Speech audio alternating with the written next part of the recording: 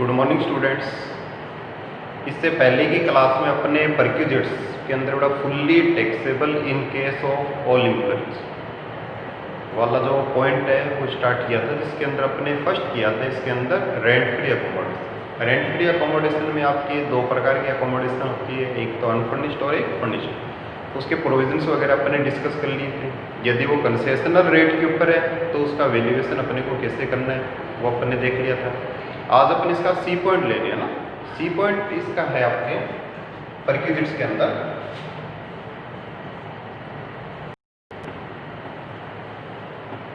Liabilities and obligation of employees.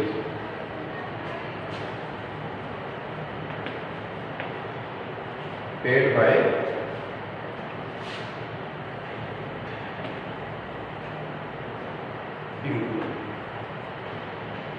Liabilities and obligation of employees paid by employer, यानी कोई ऐसी liabilities जिसको पे करने की जो लाइबिलिटीज है वो एम्प्लॉय की है, यानी एम्प्लॉय ही उसका पेमेंट करेगा। एम्प्लॉयर की उसके लिए कोई लाइबिलिटीज नहीं है कि वो उसको पे करे।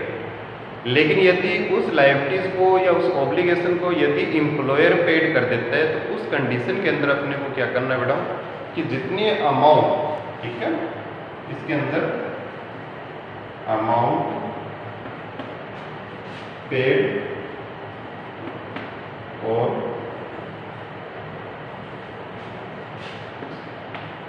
पेबल बाय एम्प्लॉयर, यानी उसके लिए जितना अमाउंट एम्प्लॉयर ने पेड कर दिया या पेमेंट उसका करेगा, भी किया नहीं है, उस कंडीशन में फुल्ली टैक्सेबल होगा। अमाउंट पेड और payable by employer fully taxable, यानी इसको टैक्सेबल सैलरी के अंदर काउंट करता है। ठीक है, एकदम सिंपल सा पॉइंट है। यदि कोई ऐसी लाइबिलिटी जो नॉर्मली जैसे कोई इलेक्ट्रिक बिल है बेटा, है ना, इलेक्ट्रिक बिल है, वाटर बिल है, अगर इनका पेमेंट एम्प्लॉय कर देता है और जो नॉर्मली पे करने की जो लाइबिलिटीज है वो किसकी, एम्प्लॉय की है, तो उस कंडीशन के अंदर ये अमाउंट फुल्ली टैक्सेबल होगी, इसको सैलरी माना जाएगा और टैक्सेबल सैलरी निकालते समय इसको शामिल किया जाएगा। ठीक है, नेक्स्ट इसका बी पॉइंट है आपका। इसके अंदर आपका है लाइफ इंश्योरेंस प्रीमियम और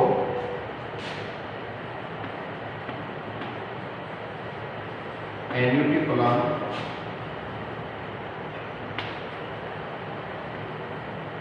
प्रीमियम ऑफ एम्प्लॉय।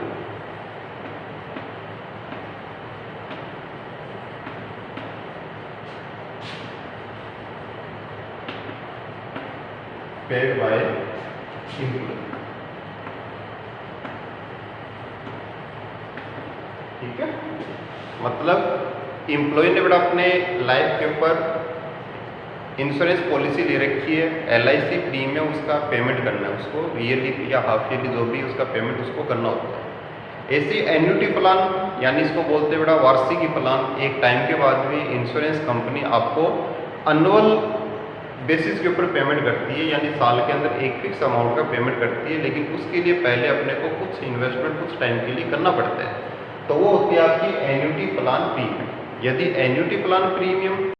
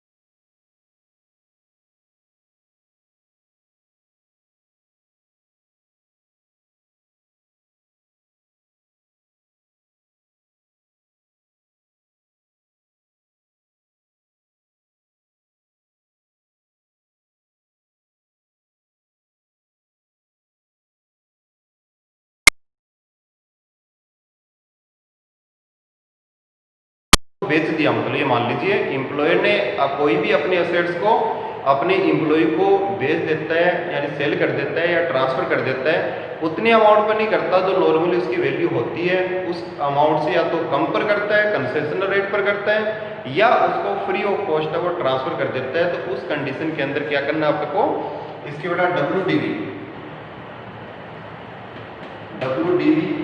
का मतलब समझ गए ना, return down value. Return down value कैसे आती है, रिटर्न डाउन वैल्यू निकालने का होता है WDV equal to cost minus depreciation, यानी जितना भी डेप्रिसिएशन है उसको कॉस्ट में से लेस कर देंगे तो आपका क्या आ जाएगा, ये WDV आ जाएगा, रिटर्न डाउन वैल्यू ये आ जाएगा। ठीक है, तो उस कंडीशन के अंदर क्या करना पड़ा, उसका WDV विल बी टैक्सेबल, यानी उसकी जो रिटर्न डाउन वैल्यू है विल बी टैक्सेबल। ठीक है, और यदि उससे कोई अमाउंट चार्ज कर रहा है तो उस कंडीशन के अंदर क्या करना है, जितना उसने उससे रिकवर किया है एम्प्लॉय से, एम्प्लॉयर ने वो अमाउंट उसमें से लेस कर देंगे यदि कंसेशनल है। उसके बाद में रिमेनिंग अमाउंट है वो टैक्सेबल होगी यदि वो पॉजिटिव है तो। अब अपनी बड़ा बात है कि यहाँ पे आती है कि WDV के लिए अपने को डेप्रिसिएशन लेस करना है। अब डेप्रिसिएशन लगाने के लिए एक रेट ऑफ डेप्रिसिएशन होती है, एक परसेंटेज होती है डेप्रिसिएशन की, जिस रेट से अपन उसके ऊपर डेप्रिसिएशन चार्ज करते हैं। अब कौन सी एसेट्स के ऊपर कितना डेप्रिसिएशन लगाना है वो अपना एक प्रोविजन है बेटा, उस प्रोविजन के अकॉर्डिंग अपने को डेप्रिसिएशन लगाना है। जो रेट है वो as per income tax rule जो अपने को दे रखी है उस रेट से अपन डेप्रिसिएशन है वो उसके ऊपर चार्ज करेंगे। तो रेट ऑफ डेप्रिसिएशन अपनी क्या होगी इसके अंदर,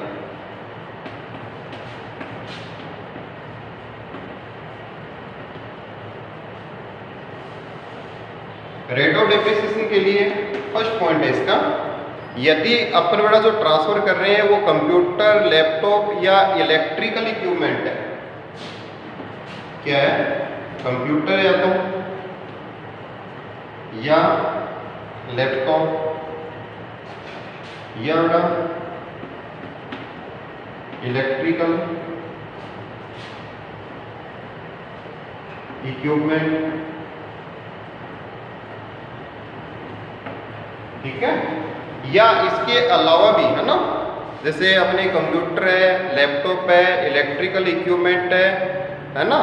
और जो इलेक्ट्रिकल इक्विपमेंट है वो बड़ा ध्यान रखना कि ये जो इलेक्ट्रिकल मैंने इक्विपमेंट लिखे हैं ना वो सारे इलेक्ट्रिकल नहीं है, वो है रिलेटेड टू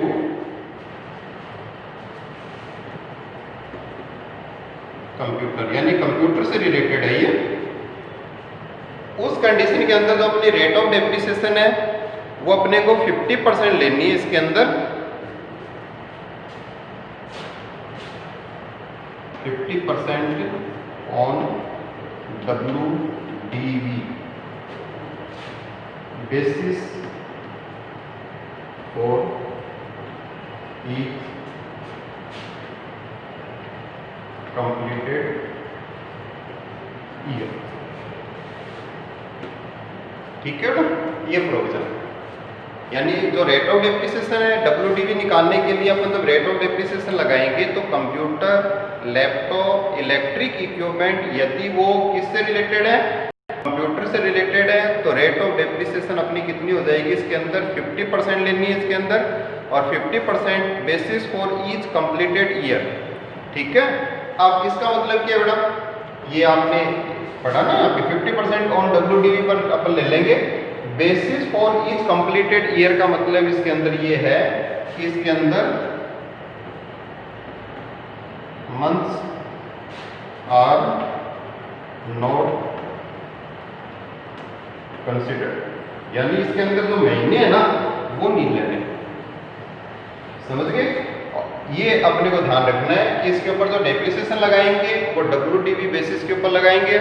और एक बात और ध्यान में रखना बेटा, जो डेप्रिसिएशन है वो परचेज की डेट से नहीं लगेगा, यानी अपने मानते, देखो आपको एक एग्जांपल देता हूँ मैडम कि कंप्यूटर खरीदा अपने, कब खरीदा, 1/7/2016, कितने रुपए का खरीदा? 50,000 का, 50,000 रुपए का अपने कंप्यूटर खरीदा था। अब अपन इसको पुट टू यूज यानी इसको काम में लेना स्टार्ट किया, मान लीजिए 1/1/2017 से, समझ गए? उस कंडीशन के अंदर जब आप डेप्रिसिएशन लगाओगे कंप्यूटर के ऊपर तो इस डेट को काउंट करेंगे। अब डेप्रिसिएशन लगाने का मेथड क्या रहेगा आपका? सिंपल सा देखो बेटा, 1/7/11/2017 को अपन ने है ना इसको बड़ा पुट टू यूज किया, तो इसका 1 साल का पीरियड अपन काउंट कर लेंगे और इसका जो पीरियड है वो कितना आएगा? 31/12/17, 50,000 है ना, 50,000 रुपये इसकी कॉस्ट अपन ने लिख ली। अब देखिए मैंने इस डेट को नहीं लिया बेटा, इस वाले को लिया है ना, 16 वाली छोड़ दी क्योंकि पुट टू यूज से डेप्रिसिएशन काउंट होता है। अब इसमें से डेप्रिसिएशन लेस कर देंगे, लेस डेप्रिसिएशन कितना लेना है? 50%, तो 50% कितना आ गया? 25,000। कितना बच गया? 25,000 बच गया इसका। और जो 25,000 लेस करने के बाद में बचा है इसको क्या बोलते हैं? इसको बोलते हैं WDV, रिटन डाउन वैल्यू। अब नेक्स्ट डेप्रिसिएशन कब लगेगा? अभी नेक्स्ट लगेगा 1/1/2018 से लेके 31/12/2018 तक। अब जो डेप्रिसिएशन लगेगा बेटा वो किस पर लगेगा? नेक्स्ट WDV पर लगेगा, यानी 25,000 रुपए का 50% जब अपन लगाएंगे तो ये आएगा 12,500। हो गया। फिर अपना WDV आ जाएगा, WDV अपना आ गया, कितना आ गया इसको यहाँ लेते हैं तो 12,500 बच गया ना, 12,500 का WDV दोबारा आ गया।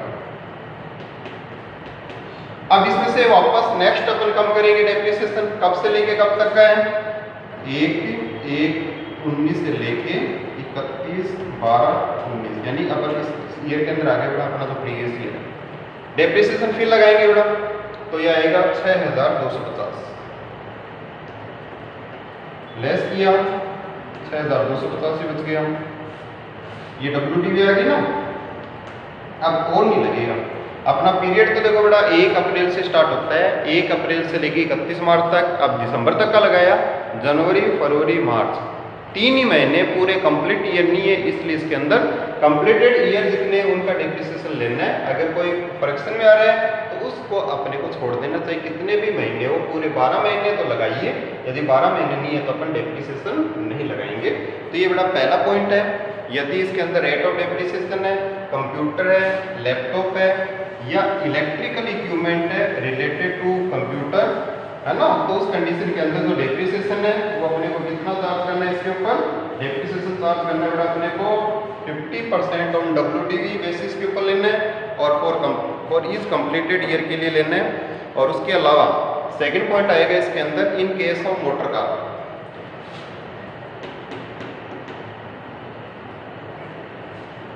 यदि मोटर कार है तो 20% on WDV for each completed year के लिए, फॉर ईच कंप्लीटेड ईयर के लिए लेना है। इसके अलावा बेटा अपने को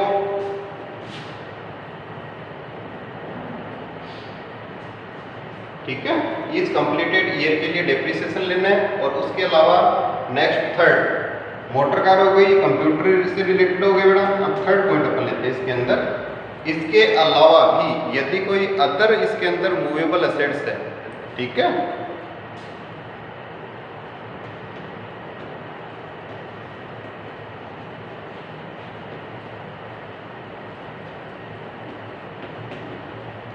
तो क्या करना बेटा, 10% डेप्रिसिएशन लेना है ऑन स्ट्रेट लाइन मेथड के अकॉर्डिंग, SLM मेथड लेना है, यानी स्ट्रेट लाइन मेथड लेना है।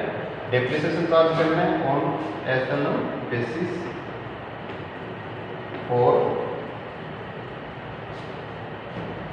Each completed year.